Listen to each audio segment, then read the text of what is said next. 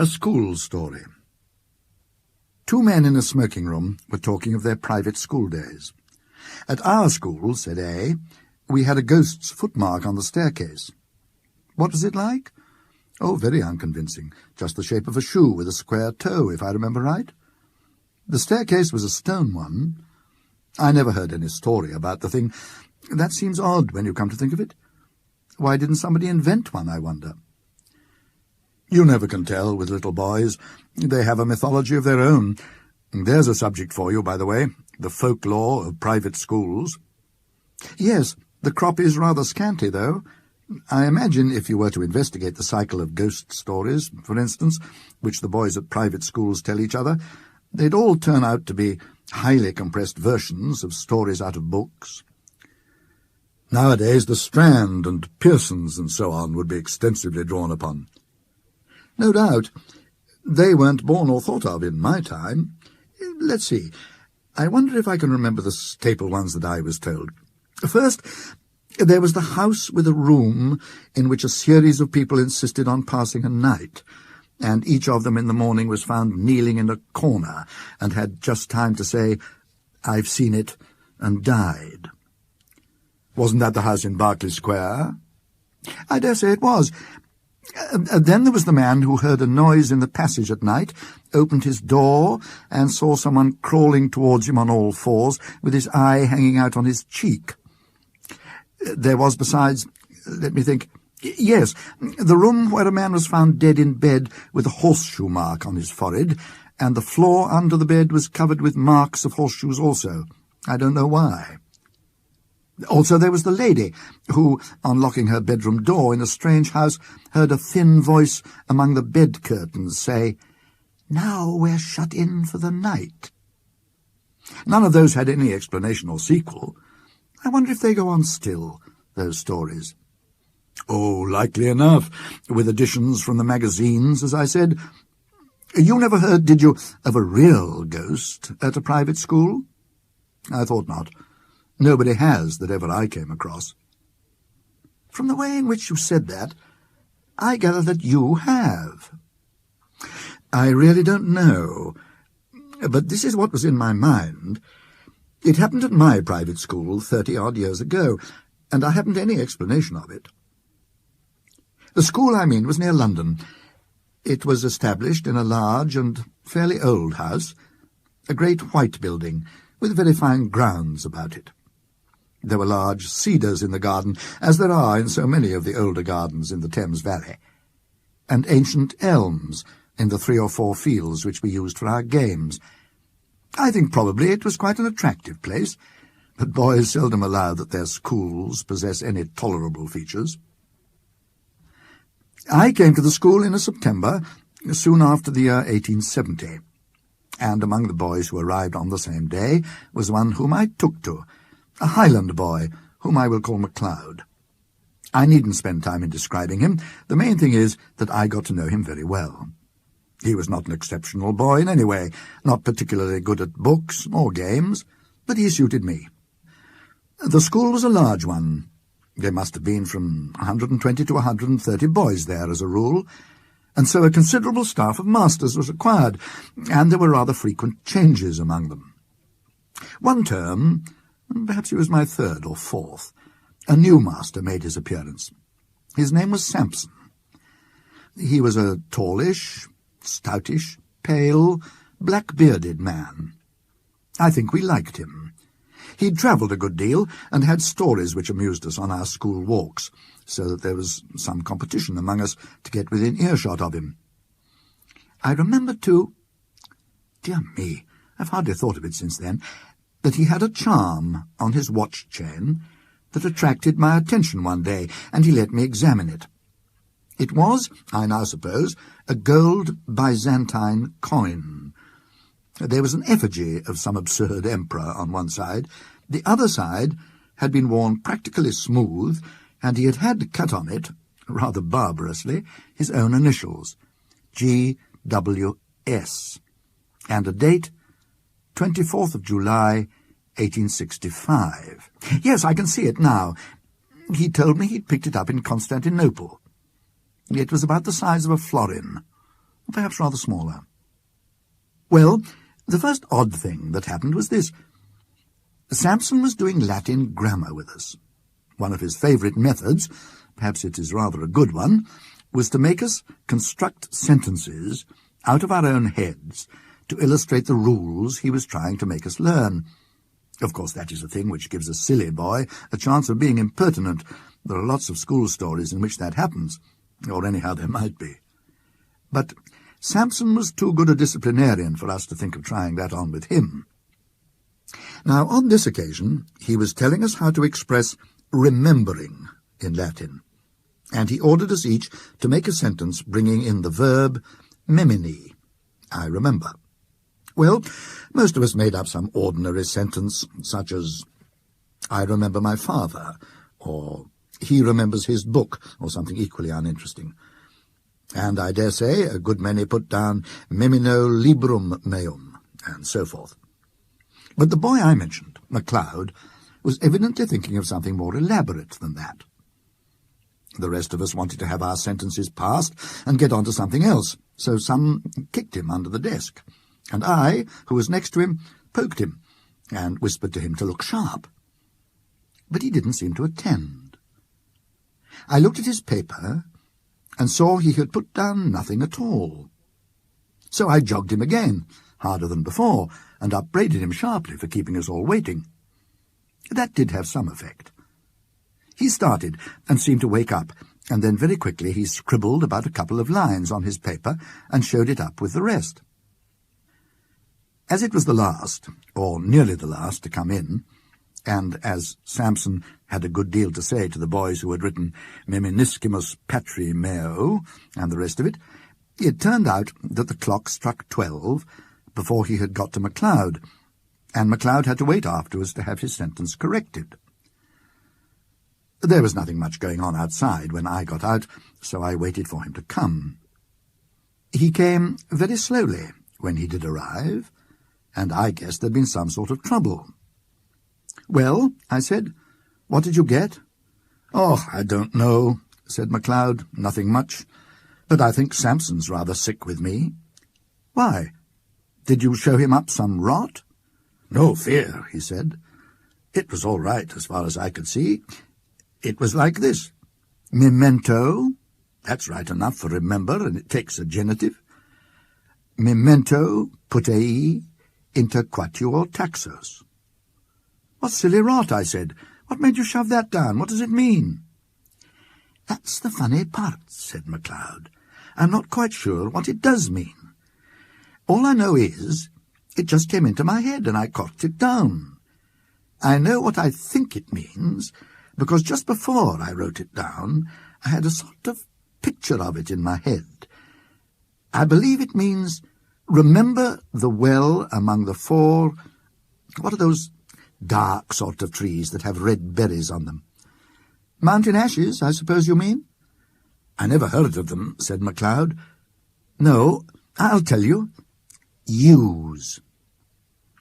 "Well, and what did Samson say?" "Why, he was jolly odd about it. When he read it, he got up and went to the mantelpiece and stopped quite a long time without saying anything, with his back to me. And then he said, without turning round and rather quiet, 'What do you suppose that means?' I told him what I thought, only I couldn't remember the name of the silly tree, and then he wanted to know why I put it down, and I had to say something or other, and after that he left off talking about it, and asked me how long I'd been here, and where my people lived, and things like that, and then I came away. But he wasn't looking a bit well." I don't remember any more that was said by either of us about this.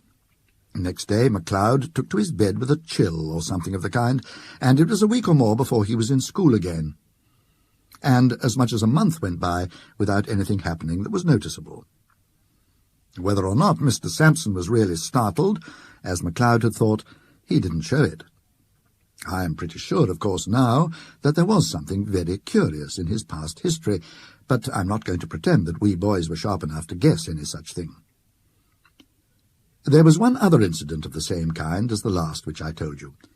Several times since that day we had had to make up examples in school to illustrate different rules, but there had never been any row, except when we did them wrong. At last there came a day when we were going through those dismal things which people call conditional sentences, and we were told to make a conditional sentence expressing a future consequence. We did it, right or wrong, and showed up our bits of paper, and Samson began looking through them. All at once, he got up, made some odd sort of noise in his throat, and rushed out by a door that was just by his desk. We sat there for a minute or two, and then, I suppose it was incorrect, but we went up, I and one or two others, to look at the papers on his desk. Of course, I thought someone must have put down some nonsense or other, and Samson had gone off to report him. All the same, I noticed that he hadn't taken any of the papers with him when he ran out.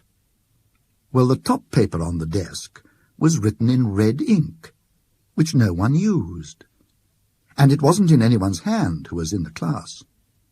They all looked at it, MacLeod and all, and took their dying oaths that it wasn't theirs.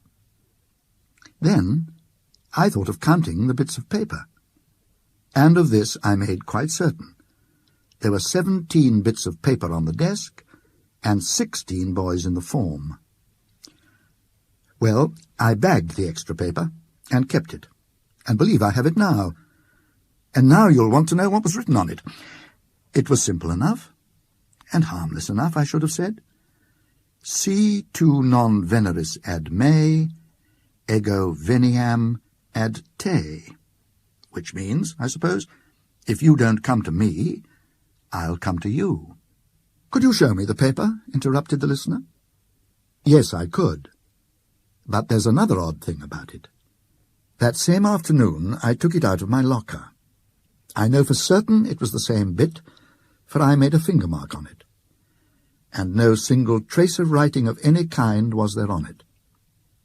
I kept it, as I said, and since that time I've tried various experiments to see whether sympathetic ink had been used, but absolutely without result. So much for that. After about half an hour, Samson looked in again, said he had felt very unwell, and told us we might go. He came rather gingerly to his desk, and gave just one look at the uppermost paper. And I suppose he thought he must have been dreaming. Anyhow, he asked no questions. That day was a half-holiday, and next day Samson was in school again, much as usual. That night, the third and last incident in my story happened. We, MacLeod and I, slept in a dormitory at right angles to the main building. Samson slept in the main building on the first floor. There was a very bright full moon. At an hour, which I can't tell exactly, but sometime between 1 and 2, I was woken up by somebody shaking me. It was MacLeod, and a nice state of mind he seemed to be in. "Come," he said, "come, there's a burglar getting in through Samson's window." As soon as I could speak, I said, "Well, why not call out and wake everybody up?" "No, no," he said. "I'm not sure who it is. Don't make a row. Come and look." Naturally, I came and looked. And naturally, there was no one there. I was cross enough and should have called MacLeod plenty of names. Only, I couldn't tell why, it seemed to me that there was something wrong. Something that made me very glad I wasn't alone to face it. We were still at the window looking out, and as soon as I could, I asked him what he had heard or seen. "I didn't hear anything at all," he said, "but about 5 minutes before I woke you, I found myself looking out of this window here, and there was a man sitting or kneeling on Samson's windowsill, and looking in, and I thought he was beckoning." "What sort of a man?" MacLeod wriggled. "I don't know," he said, "but I can tell you one thing. He was beastly thin, and he looked as if he was wet all over. And," he said, looking round and whispering as if he hardly liked to hear himself, "I'm not at all sure that he was alive. We went on talking in whispers some time longer, and eventually crept back to bed. No one else in the room woke or stirred the whole time. I believe we did sleep a bit afterwards, but we were very cheap next day. And next day, Mr. Sampson was gone, not to be found. And I believe no trace of him has ever come to light since. In thinking it over, one of the oddest things about it all has seemed to me to be the fact that neither MacLeod nor I ever mentioned what we had seen to any third person whatever. Of course, no questions were asked on the subject, and if there had been, I am inclined to believe that we could not have made any answer. We seemed unable to speak about it. "That is my story," said the narrator. "The only approach to a ghost story connected with the school that I know, but still, I think, an approach to such a thing." The sequel to this may perhaps be reckoned highly conventional, but a sequel there is, and so it must be produced. There had been more than one listener to the story, and in the latter part of that same year, or of the next, one such listener was staying at a country house in Ireland. One evening, his host was turning over a drawer full of odds and ends in the smoking-room. Suddenly he put his hand upon a little box. "Now," he said, "you know about old things. Tell me what that is." My friend opened the little box, and found in it a thin gold chain with an object attached to it. He glanced at the object, and then took off his spectacles to examine it more narrowly. "What's the history of this?" he asked. "Odd enough," was the answer. "You know the yew thicket in the shrubbery? Well, a year or two back we were cleaning out the old well that used to be in the clearing here. And what do you suppose we found?" "Is it possible that you found a body?" said the visitor with an odd feeling of nervousness. "We did that. And what's more, in every sense of the word, we found two." "Good heavens, two? Was there anything to show how they got there? Was this thing found with them?" "It was, among the rags of the clothes that were on one of the bodies. A bad business, whatever the story of it may have been. One body had the arms tight round the other. They must have been there 30 years or more, long enough before we came to this place. You may judge we filled the well up fast enough. Do you make anything of what's cut on that gold coin you have there?" "I think I can," said my friend, holding it to the light. But he read it without much difficulty. "It seems to be GWS, 24th of July, 1865.